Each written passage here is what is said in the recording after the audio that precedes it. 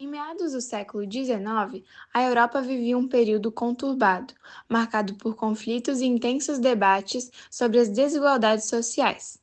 O fim da era napoleônica, aliado às transformações trazidas pela expansão industrial, alterou profundamente o cenário político e social do continente.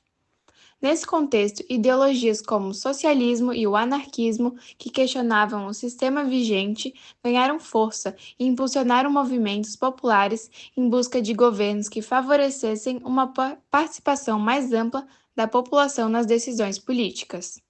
A segunda fase da Revolução Industrial acelerou a expansão do capitalismo pela Europa.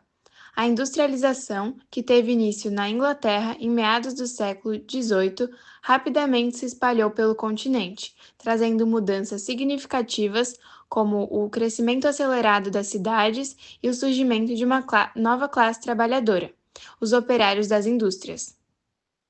Esse processo também aprofundou as desigualdades sociais. Os trabalhadores, submetidos a longas jornadas em condições precárias, recebiam salários que mal refletiam o esforço empregado, o que despertou críticas severas aos industriais e aos governantes da época. Os primeiros teóricos do socialismo, como Saint-Simon e Robert Owen, defendiam que a transformação dessa realidade desigual só seria possível eliminando o individualismo e a propriedade privada, prevendo uma mudança pacífica sem o uso da força. Foi com a publicação do Manifesto Comunista, em 1848, por Marx e Engels, que o movimento socialista ganhou corpo e deixou de ser apenas teórico para se tornar uma proposta prática de transformação social.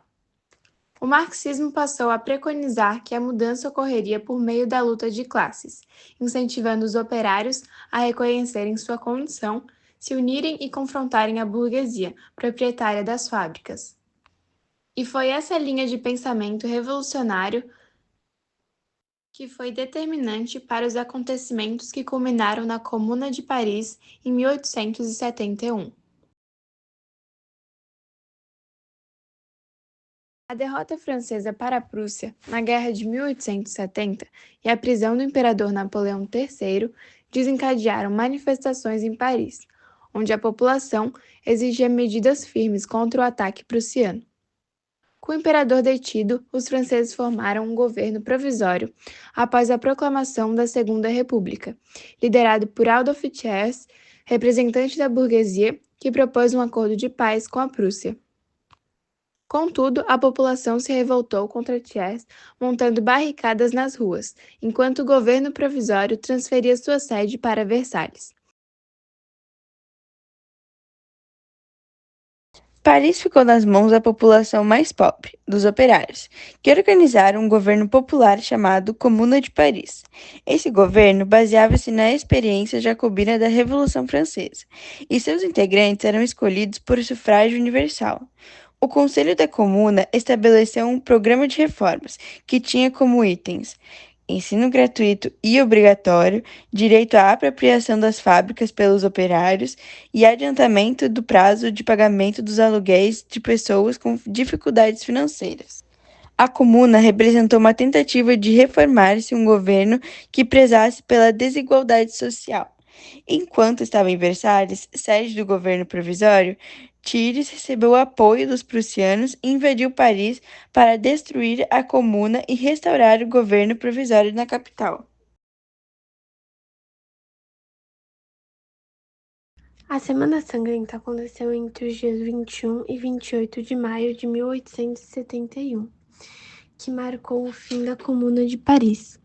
O movimento revolucionário formado por jacobinos, comunistas, anarquistas e patriotas havia tomado a cidade em março, criando uma comuna autônoma e anticapitalista em meio à crise pós-guerra franco-prussiana. O governo de Versalhes, liderado por Adolf Thiers, iniciou a retomada em 21 de maio, com tropas invadindo Paris.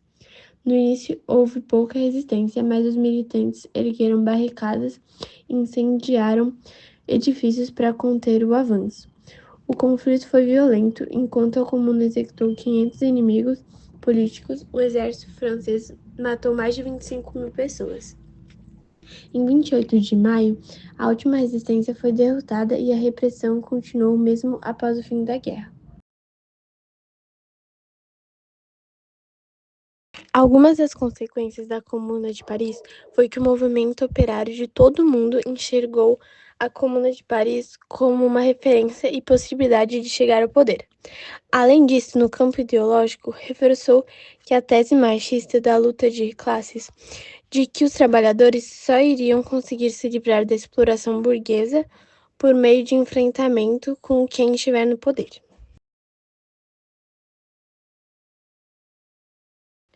Os princípios educacionais da Comuna de Paris baseavam-se na defesa de uma educação pública, gratuita e acessível a todos, sem a influência da classe dominante. A Comuna via a educação como parte da luta pelo controle da sociedade, rejeitando reformas que apenas mantivessem as contradições de classe.